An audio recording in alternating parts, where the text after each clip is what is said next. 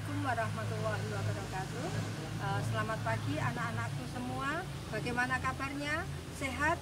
Alhamdulillah. Semoga semua dalam keadaan sehat walafiat. Pada hari ini kita memasuki hari ketiga kegiatan MPLS SMA Negeri 2 Salatiga tahun pelajaran 2020-2021. Tentunya kemarin sudah mengikuti 2 hari, yaitu kegiatan MPLS di hari pertama dan hari kedua. Pada hari ketiga ini anak-anakku, materi-materi kita semua dari pihak luar. Yang pertama itu ada materi wawasan kebangsaan yang disampaikan oleh Bapak Sofyan dari Kodim Salatiga. Lalu yang kedua ada materi tentang narkoba, minuman keras, kenakalan remaja yang akan disampaikan oleh Kapolsek Argomulyo. Sedangkan yang ketiga ada materi dari Dinas Kesehatan, yaitu diwakili oleh Puskesmas Tegalrejo. Ini adalah materi-materi tentang remaja, yaitu tentang kesehatan remaja, tentu saja juga tentang COVID yang sedang merebak sekarang ini. Mari semua itu kita simak pada hari ini, yaitu materi 1, 2, dan 3. Dan di akhir kegiatan nanti anak-anak harus merangkum. Tugasnya adalah merangkum daripada materi 1, 2, 3. Dan rangkuman itu ditulis tangan saja. Setelah itu nanti di-share ke grup kelas masing-masing. Itu tugasnya, sehingga semoga kalian bisa mengikuti dari awal sampai akhir dan bisa menyelesaikan tugas dengan baik. Terima kasih, selamat mengikuti. Assalamualaikum warahmatullahi wabarakatuh.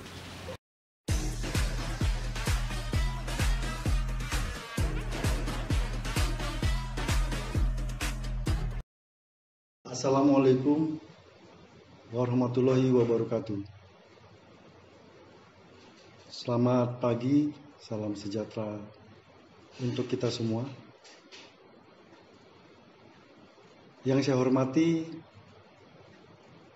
adik-adik siswa maupun siswi SMA Negeri 2 Salatiga.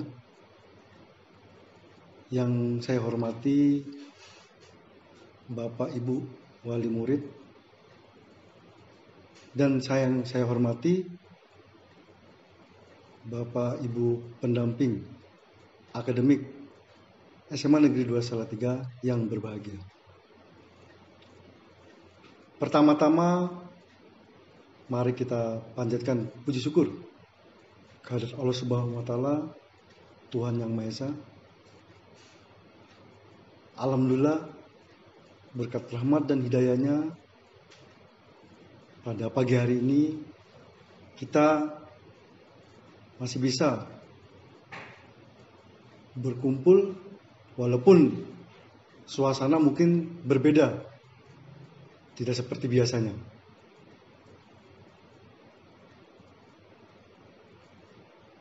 Tetap semangat semuanya walaupun kondisi saat ini tadi saya sampaikan sangat berbeda sekali.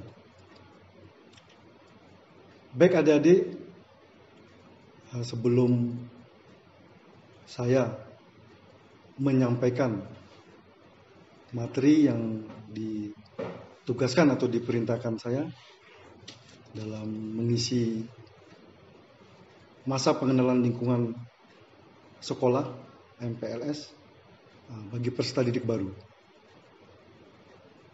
saya akan memperkenalkan diri. Untuk memperkenalkan diri berharap agar peserta didik tahu dan mengerti apa nanti yang saya sampaikan. Karena pepatah bilang, kalau tak kenal berarti tak sayang. Bukan begitu kan? Baik, langsung saja saya memperkenalkan diri. Nama Sofyan Amiruddin. Pangkat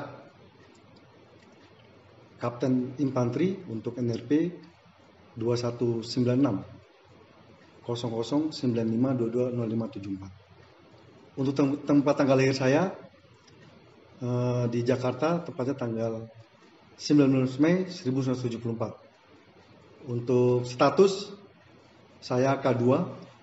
K2 itu istri 1, anak 2. Jadi seperti itu. Yang mudah-mudahan tidak tambah lagi ada. Untuk alamat, saya tinggal di Perumahan Panorama Asri di Tegalrejo, Salatiga, dekat dengan sekolah SMA 2 ini. Untuk riwayat jabatan saya langsung sampaikan, mungkin karena saya dari seorang bintara, jadi saya tidak akan sampaikan riwayat jabatan saya saat bintara, karena kalau saya sampaikan terlalu banyak. Langsung saat saya pangkat perwira saja. Saya Pama Kostrat pertama, yaitu di tahun 2010. Setelah itu saya menjadi Danton 2 di Kompise di Unit 411 Kostrat di Salatiga, dekat dari SMA 2 Negeri Salatiga ini, tidak jauh. Setelah itu tahun 2011 saya menjabat Danton 2 Kompise sama di Unit 411 Kostrat. Setelah itu saya tahun 2012 menjadi Danton Ban di Unit 413 Kostrat di Solo. Sehubungan ada penugasan di perbatasan RI Malaysia sehingga kami pindah ke sana. Setelah pulang dari perbatasan Kalimantan, saya kembali lagi ke 411, yaitu menjabat Danton 1 Kompise di 411 Kostrat tahun 2012. Pada tahun 2014 saya menjabat Pasipes di Unit 14 Kostrat. Setelah itu tahun 2015 saya sebagai Danki Pance sama di Unit 411 Kostrat juga.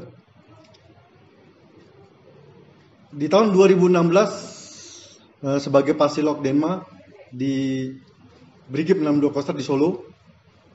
Setelah itu saya menjabat di tahun 2017 Pasibinpes sama di Brigip 62 Kostrat.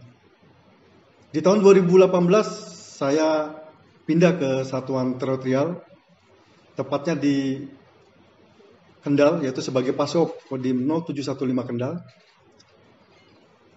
Di tahun 2019 saya menjabat Danramil 07 Sukorejo, yaitu sama di Kodim 0715 Kendal.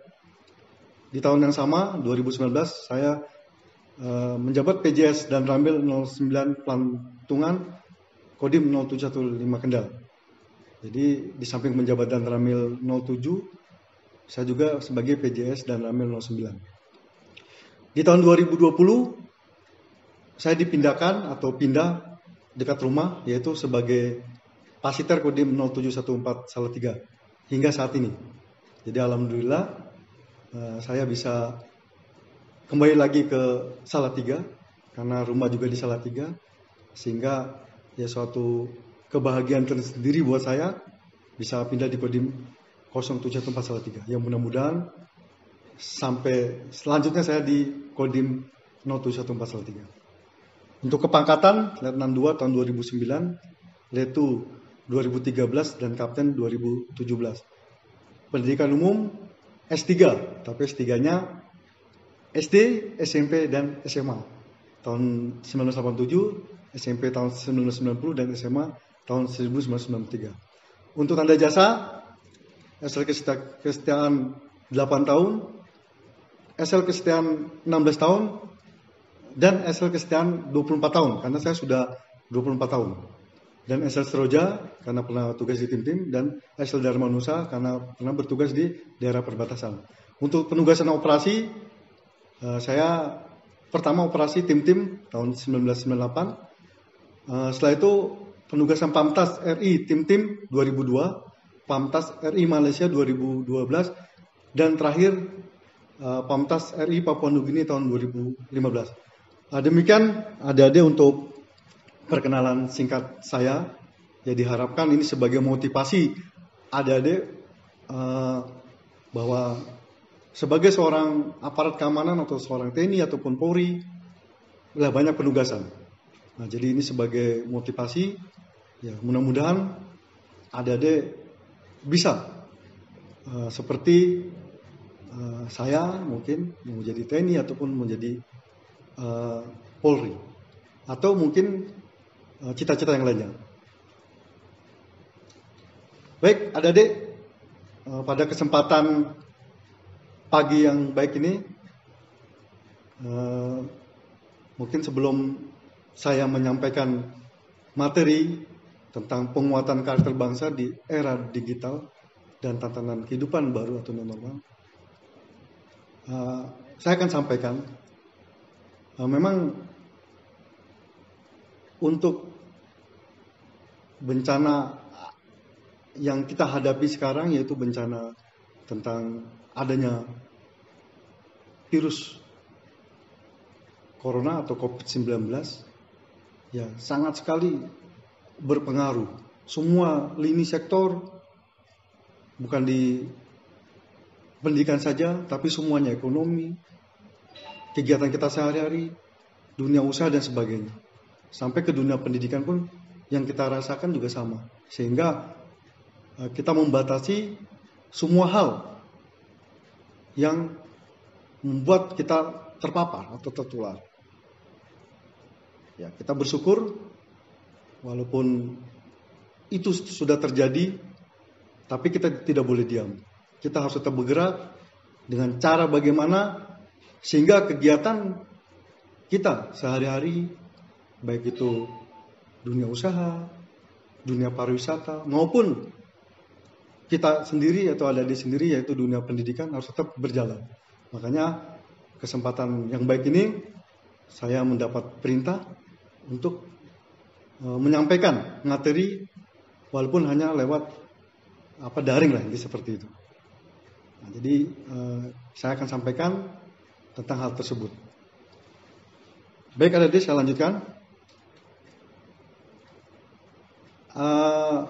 Mungkin saya sampaikan untuk sejarah perjuangan bangsa memberi bukti yang nyata bahwa hanya dengan semangat persatuan dan kesatuan, rasa cinta tanah air, kesadaran bela negara yang mampu menjaga dan menegakkan kemerdekaan. Baik, saya ulas sedikit. Kita sebagai bangsa Indonesia yang dimana seluruh komponen masyarakat, termasuk saya, termasuk adik-adik, tidak boleh lupa akan sejarah. Karena apa?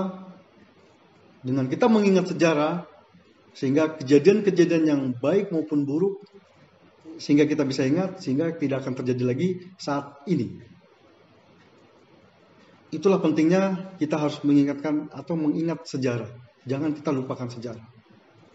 Karena kalau kita lupa oleh sejarah perjuangan bangsa, itu bisa terjadi lagi. Tapi kalau seandainya kita ingat akan sejarah, ya mudah-mudahan hal-hal yang mungkin tidak pas atau mungkin yang tidak baik, itu tidak akan terjadi lagi. Karena melihat sejarah yang pernah dilalui oleh bangsa kita.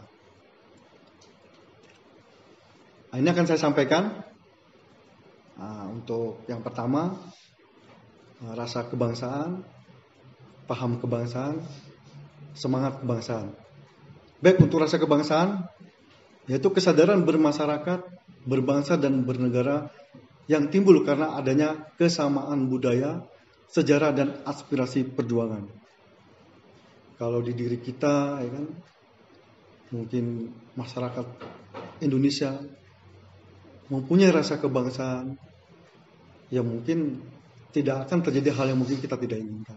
Karena mereka sudah satu senasib seperjuangan, ya kan? Karena dan bernegara yang timbul karena adanya kesamaan budaya. Dan sejarahnya pun sesuai dengan aspirasi perjuangan bangsa kita saat waktu itu.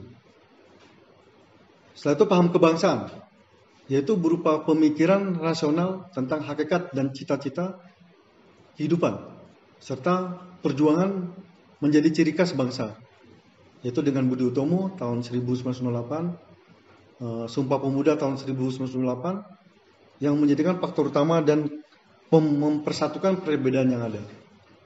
Kita sudah buktikan, yaitu dengan paham kebangsaan, yang itu merupakan ciri khas bangsa kita, terbukti dengan lahirnya Budi Utomo dan Sumpah Pemuda.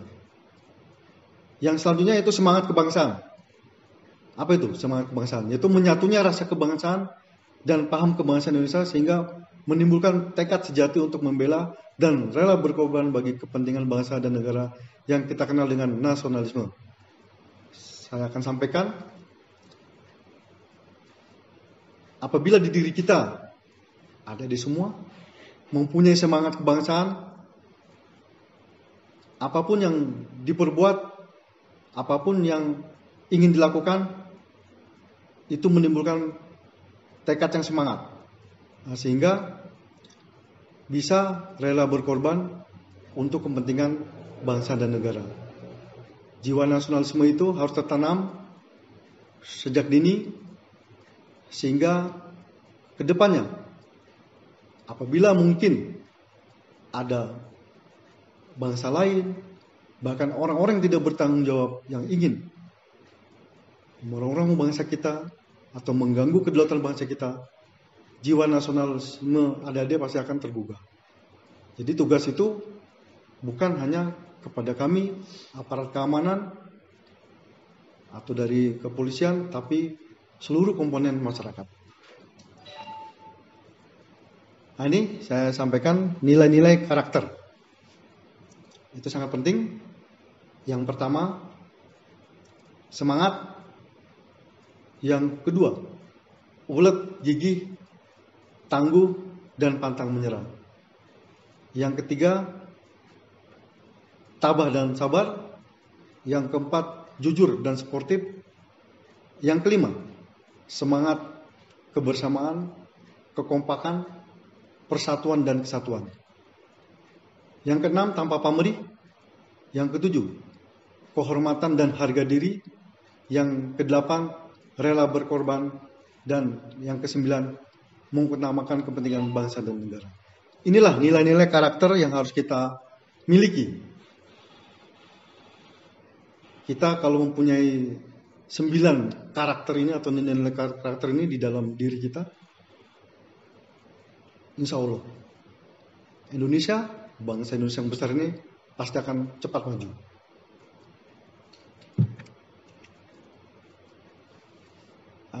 Saya akan sampaikan juga kemampuan awal bela negara. Jadi kalau mungkin selama ini mungkin apa sih itu kita kemampuan awal bela negara, udah sih kita lakukan. Nah, ini akan saya sampaikan. Sebenarnya kemampuan awal bela negara itu sering kita lakukan. Yang pertama itu hidup bersih dan sehat. Yang kedua yaitu keselamatan jasmani. Yang ketiga, kedisiplinan dan ketertiban. Ulet, tahan uji dan pantang menyerah. Dan yang kelima, rajin belajar dan giat bekerja. Hidup bersih dan sehat, itu sudah, apalagi sekarang yaitu kita kena, bangsa kita bukan di kita saja, mungkin di seluruh dunia, yaitu dengan adanya COVID-19 ini, kita dianjurkan agar sering cuci tangan di air mengalir. Ya, inilah kita laksanakan hidup bersih dan supaya sehat. Terus kemampuan jasmani juga sama, kita harus berolahraga supaya ibaratnya kita tetap bugar, tetap sehat. Dan kedisiplinan dan ketertiban, ulet, tahan uji dan pantang menyerah serta rajin belajar dan giat bekerja. Itu kemampuan awal bela negara yang sering kita lakukan di tengah-tengah, sekali lagi di tengah-tengah COVID-19, kita sering dianjurkan atau mungkin harus, tadi saya sampaikan, cuci tangan di air mengalir, jaga jarak, jangan ibaratnya kumpul banyak orang.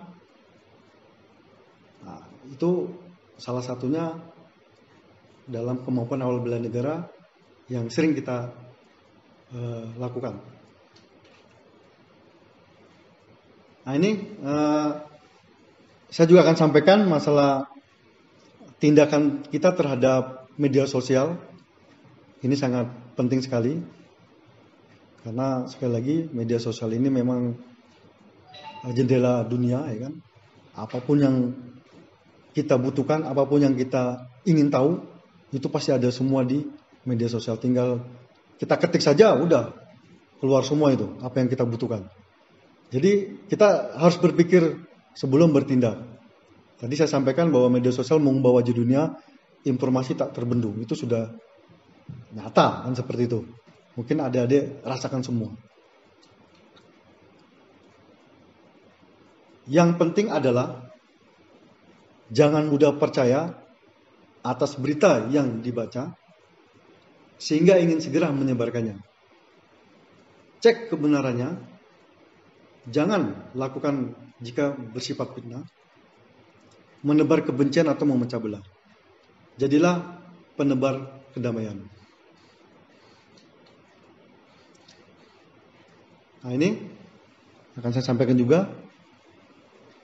Ketika menerima informasi, mungkin di dalam diri kita atau pikiran kita, bagikan atau tidak bagikan. Kalau memang mau dibagikan, cek kebenaran informasi itu. Benar, bermanfaat, boleh kita bagikan. Tapi kalau tidak benar, jangan kita bagikan, karena itu tidak bermanfaat. Makanya mungkin ya kita semua, ya termasuk saya sendiri, ketika menerima informasi, ya harus berpikir seperti itu. Kita harus berpikir dibagikan atau tidak dibagikan. Kalau memang itu, memang setelah kita cek informasi itu benar dan bermanfaat, ya boleh kita bagikan. Tapi apabila tidak benar, ya jangan dibagikan. Karena sekali lagi sangat berbahaya sekali untuk diri kita. Nah, ini informasi mungkin dari teman atau siapa saja. Nah, sebaris kata dapat memberikan harapan besar, dapat memberikan awan kelabu. Hoak atau fitnah lebih kejam daripada pembunuhan. Posting di media sosial seperti tinta permanen. Diam itu emas, lebih baik diam daripada melakukan perbuatan yang tidak ada manfaatnya. Ini saya sampaikan, Mas, kenapa posting di media sosial seperti tinta permanen? Karena sekali lagi kalau kita sudah mengirim informasi lewat media sosial, mungkin video, mungkin gambar, mungkin kata-kata, itu susah kan dihapusnya. Karena kalau sudah tersebar pasti akan dikirim dan dikirim lagi.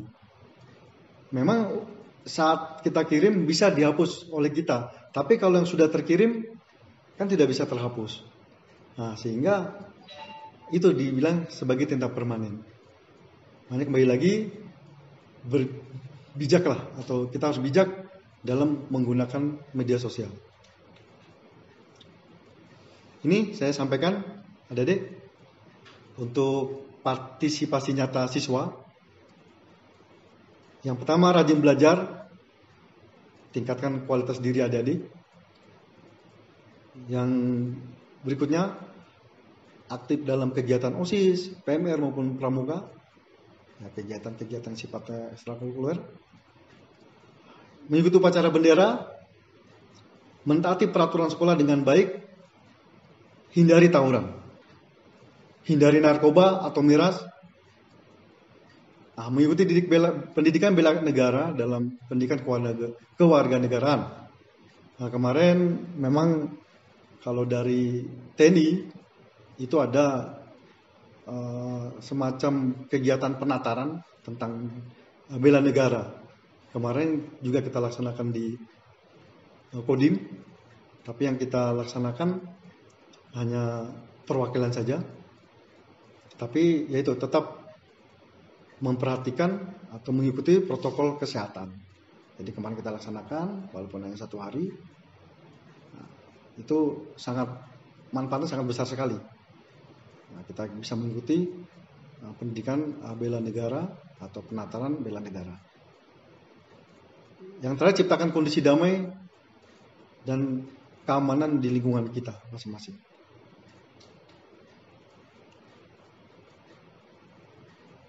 Nah, ini saya sampaikan lagi, adik-adik, usia adik saat ini mungkin sampai dengan 25 tahun lagi, atau nanti mungkin berapa tahun lagi, pasti usia akan matang.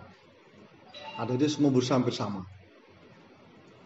Akan bersaing sesama rekan dan anak bangsa lainnya.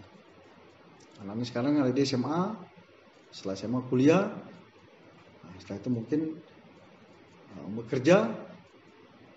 Yang setelah lulus SMA mungkin ada yang mau langsung daftar bekerja, ya silakan.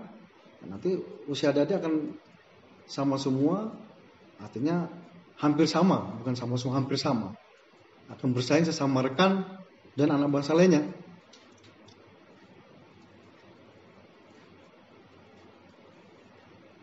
Ini prediksi tahun 2039,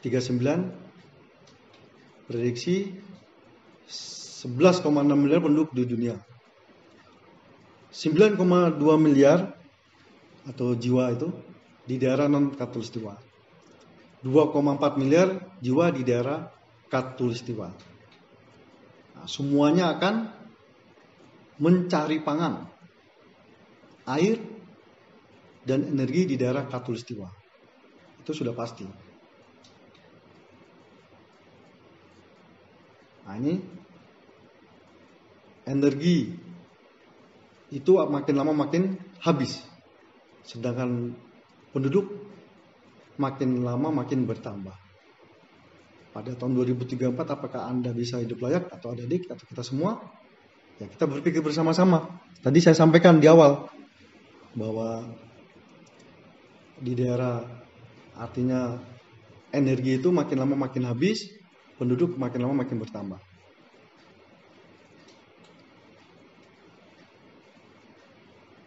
Nah, jadi kita harus bijak dan bersatu. Mengapa? Sekali lagi ancaman ke depan semakin nyata dan perlu antisipasi sejak dini.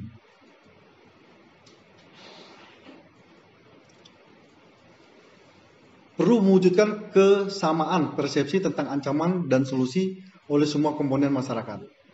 Motornya adalah pemuda. Ya ada di ini. Jadi adik-adik sebagai motornya harus kita persiapkan dari sekarang. Sebagai generasi muda Indonesia, apa yang harus lakukan? Saya berharap adik-adik jadilah generasi muda yang oke. Jangan mudah terpengaruh budaya asing dan arus globalisasi. Berpikirlah jernih, bijak, namun kritis melihat hal yang aneh. Mungkin kita rasakan bersama budaya asing di Indonesia ini sangat pesat sekali masuknya. Sehingga adik-adik sebagai generasi muda jangan sampai terpengaruh kepada hal yang seperti itu, budaya asing tersebut, termasuk arus globalisasi. Jadi sebagai generasi muda, isilah dengan kegiatan-kegiatan yang positif, lanjutkan perjuangan, mungkin pejuang-pejuang kita, lanjutkan. Nantinya sekali lagi saya mungkin juga nanti akan tua, ya kan, yang akan digantikan oleh adik-adik semua. Jadi dipersiapkan dari sekarang. Jangan sampai kita terpengaruh oleh budaya asing, hari kita terlena. Selalu berpikir yang jernih, bijak, namun kritis melihat hal yang aneh.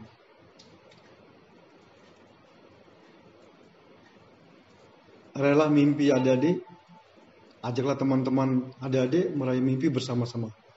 Bagaimana untuk meraih mimpi tersebut?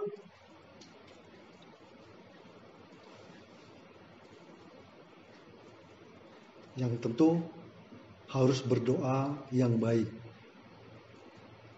Berdoa sesuai dengan apa yang kita inginkan. Jangan putus asa.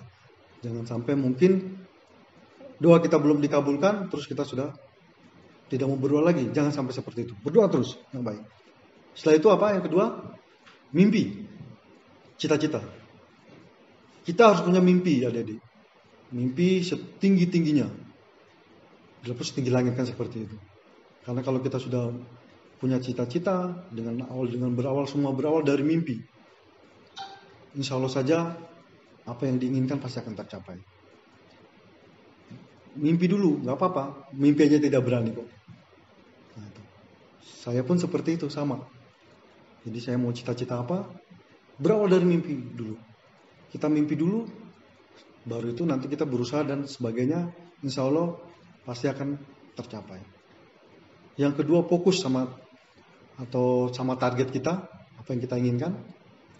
Terus yang selanjutnya, harus percaya diri. Jangan nggak percaya diri, harus percaya diri. Selanjutnya bekerja luas, bekerja sama.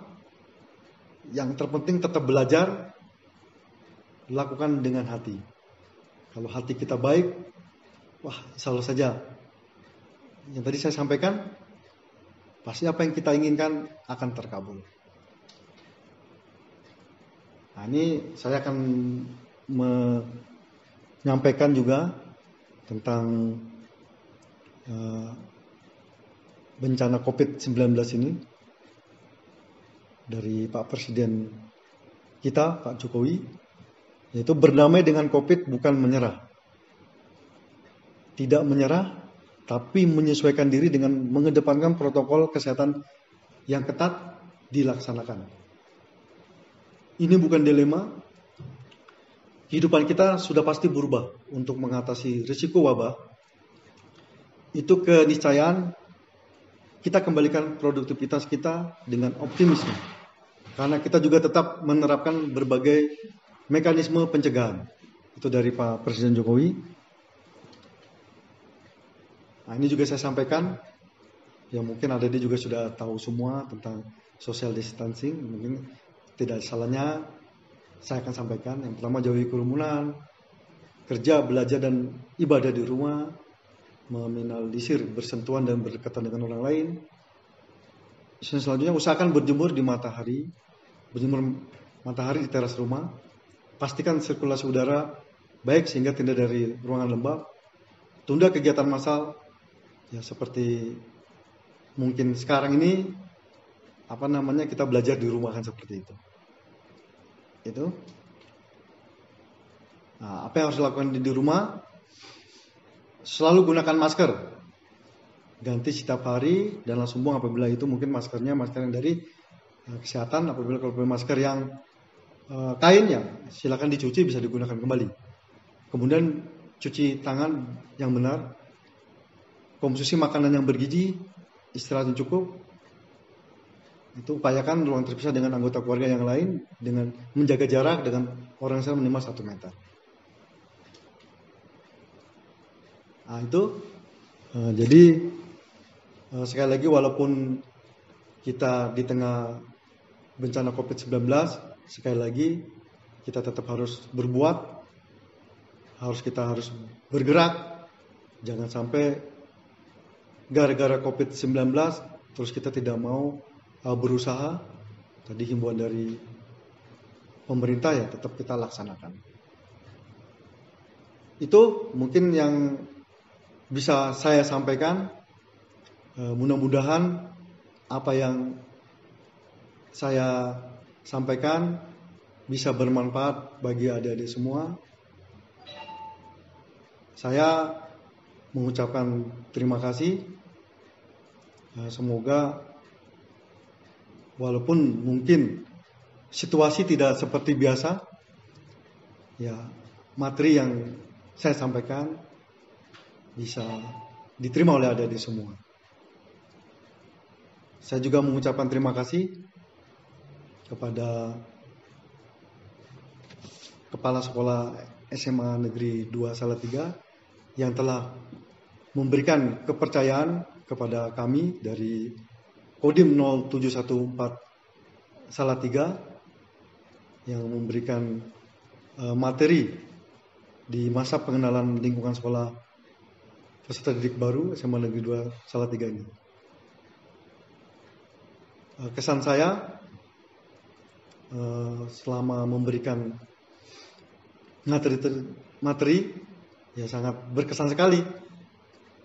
Nah, cuman tidak seperti biasanya, ini seperti saja. Tidak seperti biasanya. Ya, biasanya kami menyampaikan langsung berhadapan sama adik-adik, langsung komunikasi. Ya sekarang ini tidak. Nah, tapi itu bukan suatu masalah. Ya kita coba. Ya mudah-mudahan sekali lagi COVID-19 ini tetap cepat berlalu, cepat selesai, sehingga kita bisa kembali normal. Walaupun mungkin di Salatiga ini sudah kita kegiatannya ibaratnya new normal. Maksudnya apa new normal itu? Kegiatan tetap seperti biasa, tapi tentang protokol kesehatan tetap dilaksanakan. Jadi kemanapun harus menggunakan masker, kan? Pergi kemana gunakan masker, sering cuci tangan dengan air mengalir dan menggunakan sabun, jaga jarak dan sebagainya. Itu yang saya sampaikan. Sekali lagi terima kasih. Saya mohon maaf apabila mungkin dalam pemberian materi kami mungkin ada yang kurang pas. Ya kami mohon maaf karena keterbatasan kami. Saya berpesan kepada adik-adik semua. Tadi sudah saya sampaikan banyak.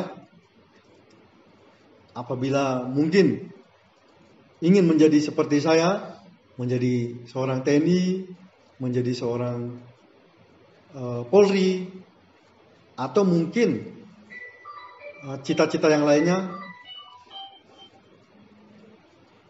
tolong disiapkan dari sekarang. Apapun itu, tolong disiapkan dari sekarang. Itu saja yang saya sampaikan. Terima kasih. Assalamualaikum warahmatullahi wabarakatuh.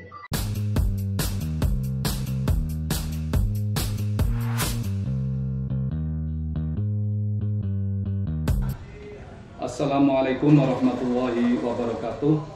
Selamat pagi dan salam sejahtera untuk kita semua. Kepada yang saya hormati Kepala SMA Negeri 2 Salatiga, yang saya hormati para bapak dan ibu guru SMA Negeri 2 Salatiga, yang saya cintai dan yang saya banggakan, anak-anakku sekalian, siswa-siswi baru SMA Negeri 2 Salatiga yang berbahagia. Pertama dan yang paling utama, marilah kita bersama-sama memanjatkan puji syukur kehadirat Tuhan Yang Maha Esa, Allah SWT, karena atas ridhonya kita semua masih bisa dipertemukan lewat live streaming ataupun daring dalam rangka pemberian materi. Yang pertama adalah kenakalan remaja, yang kedua adalah tertib lalu lintas, dan yang ketiga adalah antisipasi penyalahgunaan narkoba. Karena mengingat waktu yang sangat singkat, maka segera akan kami mulai. Yang pertama adalah materi, itu materi dasar daripada kami memberikan materi. Yang pertama adalah Undang-Undang Nomor 2 Tahun 2002, yaitu tentang Kepolisian Negara Republik Indonesia. Kemudian dasar yang kedua adalah Undang-Undang Nomor 23 Tahun 2012 tentang perlindungan anak. Kemudian yang dasar yang ketiga, Undang-Undang Nomor 11 Tahun 2012 tentang Sistem Peradilan Anak. Kemudian yang keempat, Undang-Undang Nomor 22 Tahun 2009 tentang lalu lintas dan angkutan jalan. Yang terakhir, Undang-Undang Nomor 35 Tahun 2009 tentang narkoba. Adapun maksud dan tujuan kami memberikan materi kepada anak-anakku sekalian, yang pertama adalah mencegah penyalahgunaan narkoba dalam rangka untuk membentuk karakter siswa-siswi SMA 2 Salatiga agar memiliki semangat belajar untuk menyongsong masa depan yang semakin kompetitif, semakin daya saingnya semakin luar biasa dengan bangsa-bangsa lain. Adapun pengertian-pengertian, kenakalan adalah suatu perbuatan yang menyimpang dan bertentangan dengan norma-norma baik itu norma susila, norma sosial, norma agama ataupun norma hukum. Kemudian apa itu anak?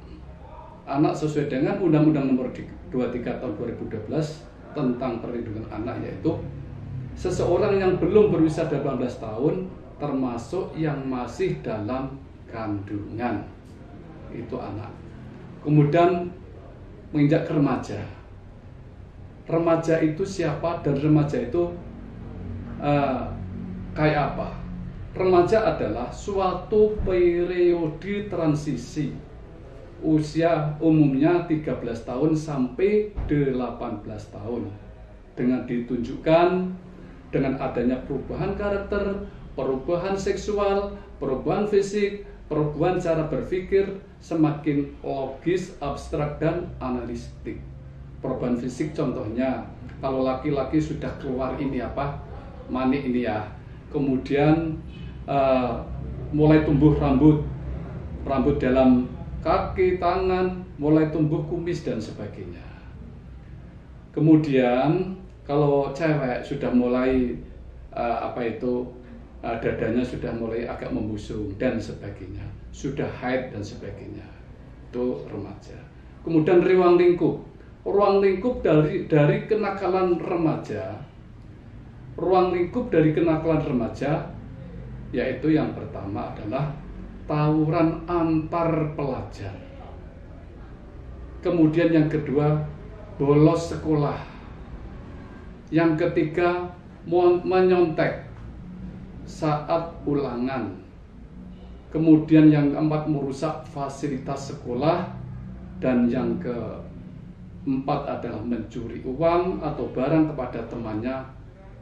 Kemudian yang kelima atau yang keenam, merokok atau minum minuman alkohol dan menuju ke narkoba.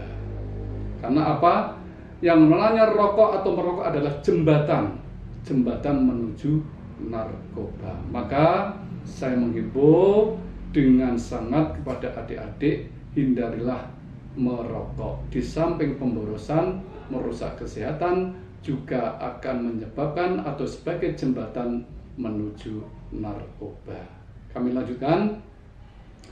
Kemudian ruang lingkup di luar sekolah seperti pergaulan bebas, suka kumpul dengan anak-anak di pinggir jalan, kongko yang menghabiskan waktunya tidak ada artinya. Kemudian dengan balapan liar, dengan mengendarai motor protolan, tidak pakai helm karena lapot brong dan sebagainya. Kemudian di luar sekolah, kalau salah memilih teman bisa penyalahgunaan narkoba. Yang lebih tragisnya lagi adalah seks bebas, naudzubillah min dzalik.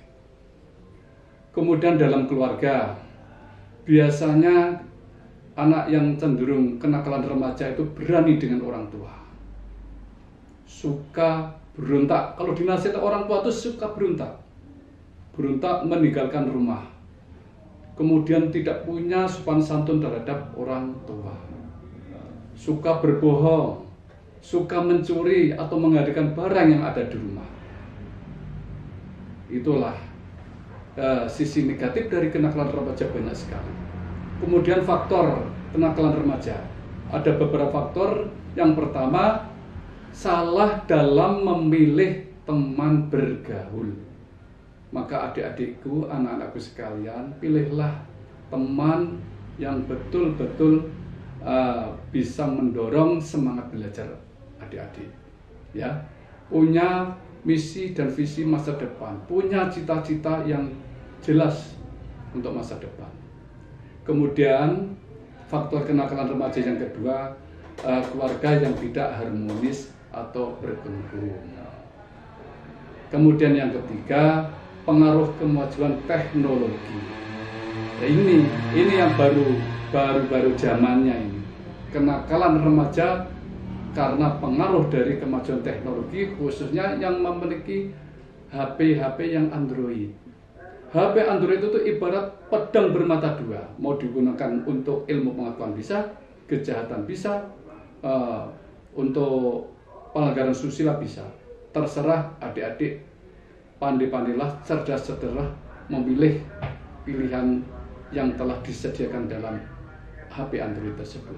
Karena dunia ada di genggaman adik-adik sekalian. Di HP Android itu mau lihat apa saja bisa, mau tanya apa saja di sana bisa. Itu tempatnya ilmu, juga tempatnya kemaksiatan kalau tidak bisa meminit. Kemudian faktor kenakalan remaja yang ketiga, yaitu yang keempat ya, kurangnya pengetahuan ilmu agama. Disinilah pentingnya ilmu agama ataupun pengetahuan agama. Pengetahuan agama itu harus sejak dini kita ditanamkan di adik-adik sekalian. Karena apa? Kalau orang sudah tahu pengetahuan ilmu agama, itu bisa membedakan mana itu dosa, mana itu pahala, mana itu neraka, mana itu surga. Neraka itu panas karena api, surga itu nikmat, dan sebagainya. Saya lanjutkan, karena yang kelima, kurangnya perhatian terhadap orang tua. Jadi perhatian orang tua di sini tidak terus setiap meminta apa, kasih uang, tidak, bukan begitu. Perhatian orang tua sering sharing dengan anaknya, sering menerima curhat dari anaknya dan sebagainya. Selalu memantau anaknya di mana, sudah waktunya pulang, belum pulang, dan sebagainya. Kemudian yang keenam, putusnya komunikasi antara murid dan guru. Mohon kepada adik-adik, kalau di sekolah, orang tua kalian ya Pak Guru, Bu Guru itu ya. Jadi jangan sampai adik-adik sekalian memutuskan hubungan atau hubungan komunikasi, memutuskan hubungan komunikasi dengan Bapak Ibu yang ada di sekolah. Karena itu juga orang tua kamu. Saya lanjutkan, kemudian cara atau tips dalam penanggulangan kenakalan remaja, khususnya kita sebagai orang tua dan anak-anak harus patuh. Yang pertama, dimulai dari diri kita sebagai orang tua, harus bisa menjadi tauladan bagi anak-anaknya. Kemudian orang tua harus selalu memberikan dan menunjukkan perhatian dan kasih sayangnya kepada anak-anaknya. Kemudian yang ketiga, jadilah tempat curhat yang nyaman kepada anak-anaknya. Yang keempat, orang tua harus bisa mengprogram atau menginstal otak anak dengan perkataan-perkataan yang baik, memotivasi masa depan dan cita-cita anak dan sebagainya. Kemudian yang kelima, anak harus diajari melihat realita kehidupan. Sekali lagi, realita kehidupan. Kalau anak berbuat kenakalan remaja, akibatnya bagaimana? Kan contoh ada di masyarakat kita. Kalau anak patuh jadi anak yang berhasil, mungkin diterima di akademi kepolisian, akademi militer, mungkin di pendidikan lain dan sebagainya. Kalau kenakalan remaja mungkin jadi sampah masyarakat dan sebagainya. Kemudian anak harus diberikan pemahaman ilmu agama yang cukup. Jadi sejak dini anak balita harus sudah dikenalkan dengan ilmu agama. Agama apapun tidak ada yang mengajarkan untuk menyesatkan kepada umatnya. Agama apapun mengajarkan umatnya menuju kebaikan dan kebahagiaan besok di alam akhirat. Kemudian yang ketujuh, orang tua harus mendukung atau memberikan fasilitas atau memfasilitasi anak dengan yang ada bakat ataupun skill yang bernilai positif. Ya. Kemudian ke-8, berikan batasan yang jelas kepada anak. Mana yang diperbolehkan, mana yang tidak diperbolehkan, mana yang itu melanggar, mana itu yang melanggar hukum dan undang-undang dan sebagainya. Kemudian yang ke-9, berikan anak untuk kebebasan menentukan standar moralnya. Dalam arti anak itu diberikan kebebasan mau jadi apa besok kalau sudah dewasa dan sebagainya untuk menentukan sendiri. Kemudian yang ke-10, orang tua harus aktif berkomunikasi dengan gurunya dalam pengawasan. Pengawasan orang tua di rumah dilengkapi dengan pengawasan guru di sekolah. Itu namanya pengawasan secara terpadu. Kemudian saya kira masalah kenakalan remaja sudah selesai. Kita menuju ke tertib lalu lintas karena waktunya sangat terbatas. Tertib lalu lintas adalah wujud dari karakter seseorang ataupun pribadi ataupun masyarakat dan suatu bangsa. Maka jadilah sosok yang berkarakter mulia, lebih lagi baik. Jadilah warga negara yang patuh dan taat dengan hukum, termasuk dalam berlalu lintas. Karena dengan taat berlalu lintas akan menyelamatkan diri sendiri dan menyelamatkan orang lain. Ingat adik-adikku sekalian, kecelakaan lalu lintas pasti diawali dengan pelanggaran lalu lintas. Dan kecelakaan lalu lintas adalah salah satu pengganjal daripada lancarnya menggapai masa depan ataupun cita-cita adik yang lebih baik di waktu-waktu yang akan datang. Demikian jadi dua materi, masalah kenakalan remaja dan tertib lalu lintas. Kemudian yang terakhir adalah masalah narkoba atau nafsa, lebih dikenal dari kalangan medis dikenal nafsa. Narkoba itu singkatan daripada narkotika, psikotropika, dan bahan adiktif. Narkoba adalah zat yang bersifat alami maupun kimiawi yang mempengaruhi cara kerja, pikiran, perasaan, dan kehendak manusia. Mengapa narkoba bahaya? Karena menimbulkan efek yang negatif. Efek yang negatif itu apa diantaranya? Yang pertama, 1. Efek adiktif atau menyebabkan ketergantungan. Kemudian efek yang kedua, toleransi, kebutuhan cenderung semakin meningkat terus. Padahal yang namanya narkoba harganya mahal, mungkin lebih mahal daripada emas. Sabu-sabu harganya mungkin 1 gram sudah mencapai 1,5 juta atau 1.500.000 rupiah. Kemudian yang ketiga, merusak sistem saraf sehingga penggunanya kehilangan kontrol terhadap pemikiran, perasaan, dan perilaku. Kemudian yang keempat, merusak organ-organ penting seperti hati, ginjal, jantung, otak, dan sebagainya, dan akan membawa kematian kepada penggunanya. Kemudian yang kelima, merusak segala sendi-sendi kehidupan, baik kehidupan secara pribadi, keluarga, masyarakat, ataupun sosial masyarakat, dan termasuk ekonomi. Narkoba menurut cara kerjanya ada 3. Yang pertama adalah depresan, stimulan, dan halusinogen. Depresan itu apa? Depresan adalah menekan syaraf pusat. Contohnya narkoba apa yang sifatnya depresan? Contohnya opium, kodein, morfin, heroin, kotail, dan sebagainya. Kemudian cara kerja yang kedua, stimulan, yaitu merangsang sistem saraf pusat. Misalnya ekstasi, amfetamin, metavitamin, kokain, sabu, kofein, termasuk nikotin. Nikotin dalam tembakau, kofein dalam kopi, dan lain-lain. Kemudian akibat mengkonsumsi sabu terhadap penggunanya bisa kejang-kejang, paranoid, kemudian hiperaktif, sulit berpikir, sulit berkonsentrasi, sulit tidur, impoten, gagal ginjal, dan serangan jantung. Semuanya jelek, tidak ada yang baik. Maka adik-adik sekalian, jauhilah yang namanya narkoba, apalagi yang namanya sabu. Orang kalau kenal sabu, badannya segar terus, tidak punya lelah, tapi nanti yang kena jantungnya.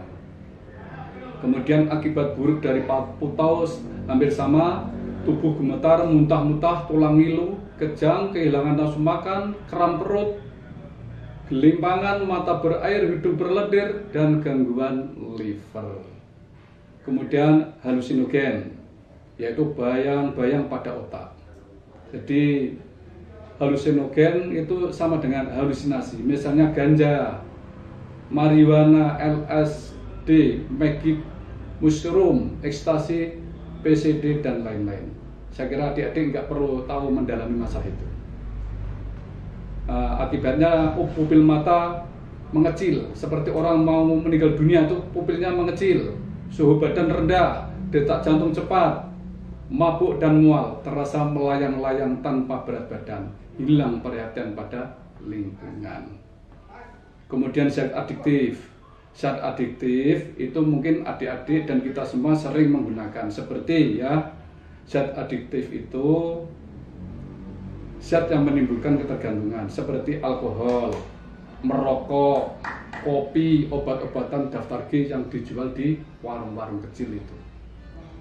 Kemudian penyebab, ingat adik-adikku sekalian, anakku sekalian, jangan sekali-kali masih sekolah merokok. Karena apa?